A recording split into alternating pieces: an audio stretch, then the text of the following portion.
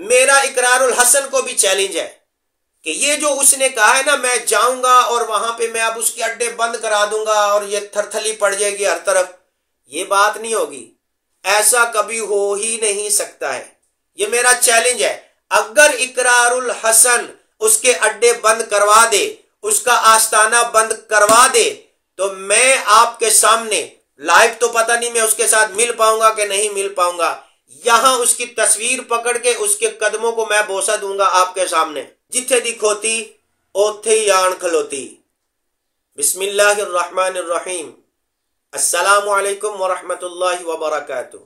पहली वीडियो जो मैंने पीर हक खतीब और इकरारुल हसन के ड्रामे को बेनकाब करने के लिए बनाई, आपने उसको बहुत देखा, इसके लिए आप सबका बहुत बहुत शुक्रिया। कमेंट्स भी मैंने पढ़े, अच्छे भी थे बुरे भी थे। कई लोगों ने जो है वो अच्छी ज़बान इस्तेमाल नहीं की कमेंट्स के अंदर, अल्लाह उनको भी हिदायत अता फरमाए। लेकिन मैं ये अर्ज करूंगा कि आपका हक है, आप कमेंट्स कर सकते हैं, कीजिए, अपने ख्यालात का इजहार कीजिए, लेकिन बड़े अच्छे अंदाज में। अंदाज अच्छा होना चाहिए, इस्लाह का अंदाज होना चाहिए। अच्छा, इसमें जो एक कमेंट मैंने पढ़ा ना, ज्यादातर जो लोगों ने कहा, मैं इसकी वजाहत कर दूं पहले से ही। मैंने पहले अर्ज किया कि पीर हक खतीब और इकरारुल हसन का जो है ना, वो मेरा उनके साथ कोई जाती लेना देना नहीं है। वो आपस में जो मर्जी करते हैं करें, वो नहीं करते ना करें। आप लोग जो मेरी बात सुन रहे हैं इस वक्त, जो हक खतीब के चाहने वाले हैं, जो इकरारुल हसन के चाहने वाले हैं, वो दोनों तरफ के बयानात को सुने। कभी भी एक तरफ की बात सुनकर आप फैसला मत करें। कभी भी एक साइड की गुफ्तगू सुनकर रिजल्ट मत दें कि ये हो गया, उसने सच कहा, उसने गलत कहा। मैंने पहले ये अर्ज किया है, कुछ लोगों का ये कहना है कमेंट्स के अंदर, उन्होंने बड़ी सख्ती के साथ कहा, मौलवी साहब, कारी साहब, हाफिज साहब, आपका करने का जो काम है, जो उलमाए किराम के करने का काम है, वो काम जो है वो इकरारुल हसन ने किया है, आपको इसके ऊपर अप्रिशिएट करना चाहिए। सुनो मेरी बात सुनो। जिन लोगों ने ये कमेंट्स किया है कि भाईजान ये उलमा के करने का काम था जो इकरारुल हसन ने किया है, सुनो, उसने कोई बड़ा काम नहीं किया है और उसने कोई दुनिया का अनोखा काम नहीं कर दिया है। ये फिर मैं आपको क्लियर कर दूं, को ये मत कहे कि मैं सैयदजादे की बेअदबी कर रहा हूं। सैयदजादों का अदब हमें अल्हम्दुलिल्लाह अच्छी तरह मालूम है किस तरह करना चाहिए। मैं यहां इस नियत से उसके बारे में बात नहीं कर रहा कि वो सैयद है, आले रसूल है, उसका वो एक अलग टॉपिक है।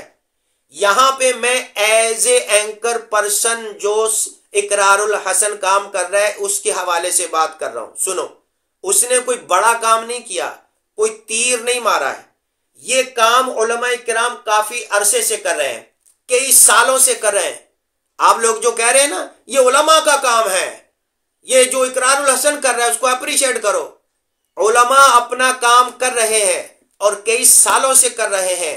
यूट्यूब पर वीडियो मौजूद है कि उलमाए किराम ने ऐसे कई पीरों का पर्दा चाक किया है जो ड्रामेबाज है, धोखेबाज है और लोगों को अलग अलग अंदाज से अपने जाल में फंसाने की कोशिश करते हैं।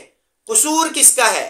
कसूर आपका है, कसूर अवाम का है जो उलमाए किराम की बात सुनना पसंद नहीं करते हैं।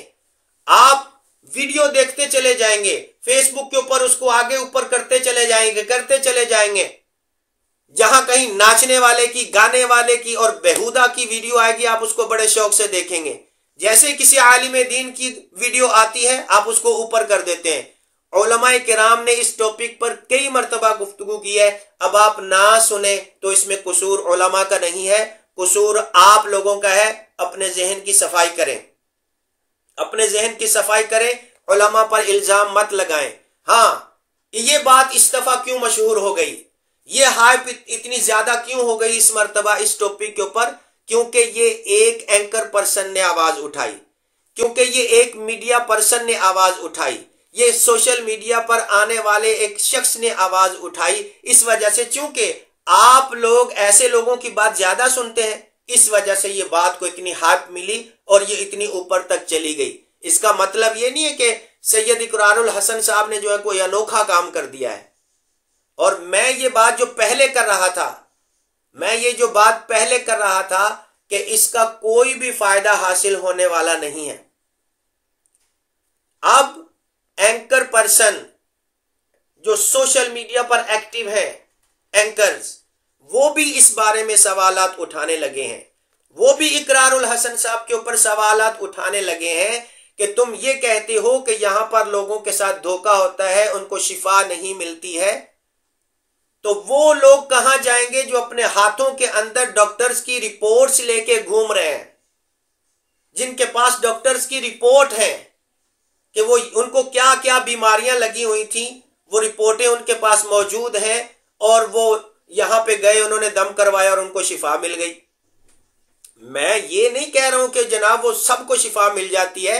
और ये याद रखें, मैं आपके जहन की सफाई कर दूं एक, पहले तो मेरी वीडियो पूरी सुनना ही आपके बस की बात नहीं है। बात यह है कि आप कितने डॉक्टर बने हुए हैं। मैं उसकी तरफदारी नहीं कर रहा हूं पीर हक खतीब की, मैं फिर वाजे कर दूं आपको, लेकिन जो बात हक है वो करनी चाहिए। कितने बड़े बड़े डॉक्टर हैं यहां पे और कितने पढ़े लिखे और इंटेलिजेंट डॉक्टर मौजूद है पाकिस्तान के अंदर। क्या हर मरीज को उनसे शिफा मिल जाती है? क्या हर मरीज शिफायाब हो जाता है हॉस्पिटल में जाके? तो इसका मतलब है हॉस्पिटल के बाहर जाके धरना दे दो, हॉस्पिटल के बाहर जाके जो है एहतजाज करो, और हॉस्पिटल के जो डॉक्टर्स हैं उनको झूठा कह दो, उनको फ्रॉडिया कह दो, उनको धोखेबाज कह दो कि ये डॉक्टर ठीक नहीं है, ये धोखेबाज है, लोगों को लूटते हैं। वैसे तो कई ऐसे हैं भी। जिस तरह कई डॉक्टर झूठे हैं और धोखेबाज हैं और फ्रॉडिये हैं, मैं तमाम डॉक्टरों से माजरत के साथ अर्ज कर रहा हूं। मैं आप जो ईमानदार हैं, अच्छी खिदमत कर रहे हैं, अच्छा काम कर रहे हैं, उनकी बात नहीं कर रहा हूं। इसी तरह इन पीरों में भी झूठे दाखिल हो गए हैं, धोखेबाज दाखिल हो गए हैं, फ्रॉडिये दाखिल हो गए हैं, जो कि असली वाले जो पीर हैं उनको भी बदनाम करवा रहे हैं। जो सही सिलसिलेवार पीर हैं, जो सिलसिला रखते हैं, जो सही दीन की इशाअत कर रहे हैं, जो सही दीन की तबलीग कर रहे हैं, उनके इदारों से लाखों हजारों उलमा तैयार हो रहे हैं। और सही आमिलीन जो सही दर्द दिल के साथ लोगों का इलाज करते हैं, ऐसे फ्रॉडिये लोगों की वजह से वो भी बदनाम हो रहे हैं। मतलब हम जैसे लोग भी बदनाम हो रहे हैं। तो इसका मतलब ये ऐसा नहीं है कि डॉक्टर के पास हॉस्पिटल में किसी को शिफा नहीं मिली तो डॉक्टर झूठा, किसी आमिल के पास शिफा नहीं मिली तो आमिल झूठा। अल्लाह तबारक व तआला जब चाहेगा उसको शिफा मिलेगी, अल्लाह चाहेगा तो उसको शिफा मिलेगी। मेरे नबी का सदका उसको अल्लाह ताला शिफा अता फरमाएगा। जब अल्लाह चाहेगा टीके में असर पैदा होगा, दवाई में असर पैदा होगा, फूंक में असर पैदा होगा। हर फूंक शिफा वाली नहीं होती, हर टीका शिफा वाला नहीं होता, हर दवाई शिफा वाली नहीं होती। कई दवाई खाने से लोग मर भी जाते हैं, उनको रिएक्शन उल्टा हो जाता है, वो फौत भी हो जाते हैं। तो बात समझने की है। बात यह है कि मैं जो बात कर रहा था वही बात सोशल मीडिया जो एंकर है, सोशल मीडिया पे आप उनको देखते होंगे, आसिफ जट साहब, उन्होंने भी वही बात की है। उन्होंने बिल्कुल वही बात की है कि क्या बड़ा काम कर दिया है इकरार साहब ने, कख काम नहीं किया है। बिल्कुल वही अल्फाज जो मैंने अल्फाज अदा किए थे, कख काम नहीं किया है उन्होंने।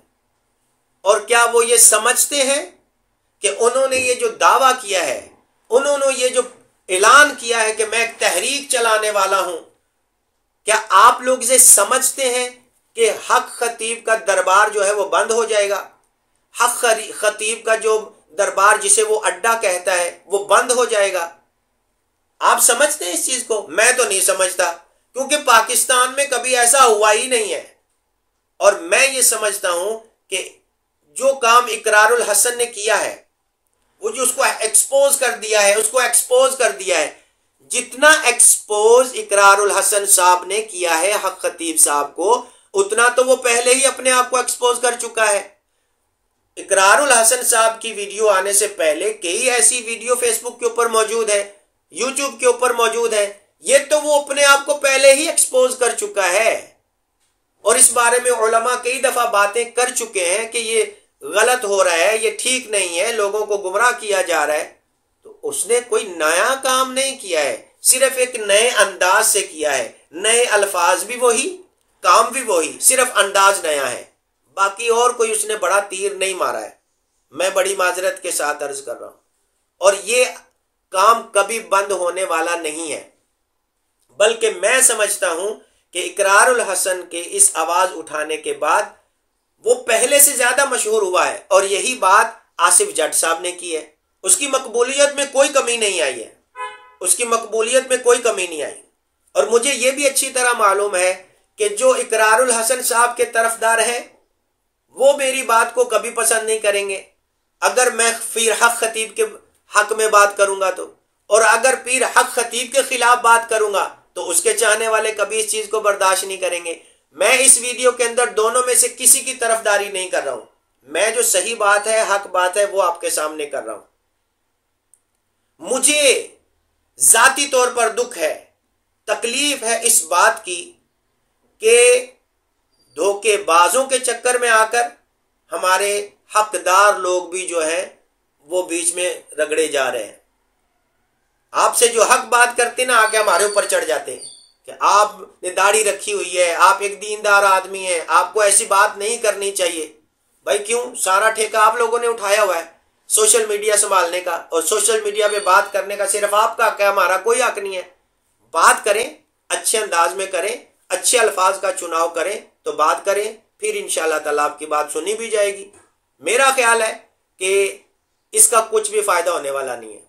आपने इन दोनों के साथ जो करना है वो करें, लेकिन खुदा के लिए मेरी आपसे अपील है, मेरी आपसे गुजारिश है कि जो लोग सही हकदार हैं, जो सही दीन का काम कर रहे हैं, जो सही इलाज व मुआवजा कर रहे हैं, जो असल में आमिलीन माहिर आमिलीन हैं, उनको बदनाम मत करें। जो सही औलिया अल्लाह के मज़ारात हैं उनको बदनाम मत करें। जो औलिया अल्लाह सदियों से मशहूर हैं उनके बारे में लोगों के ज़हनों में बदगुमानी पैदा मत करें। मैं और भी बहुत कुछ बोल सकता हूं, मेरे पास लिखा पड़ा हुआ है यहां पे, और भी बहुत कुछ बोल सकता हूं, लेकिन ये वीडियो ज्यादा लंबी हो जाएगी, ज्यादा तवील हो जाएगी और आप थक जाएंगे, फिर बोलेंगे कि मौलवी साथ जान नहीं छोड़ते। तो इस वजह से मैं मजीद गुफ्तगू नहीं कर रहा हूं, लेकिन बात सिर्फ इतनी कर रहा हूं कि ये मामले का कोई रिजल्ट निकलने वाला नहीं है, कुछ भी रिजल्ट इसका निकलने वाला नहीं है।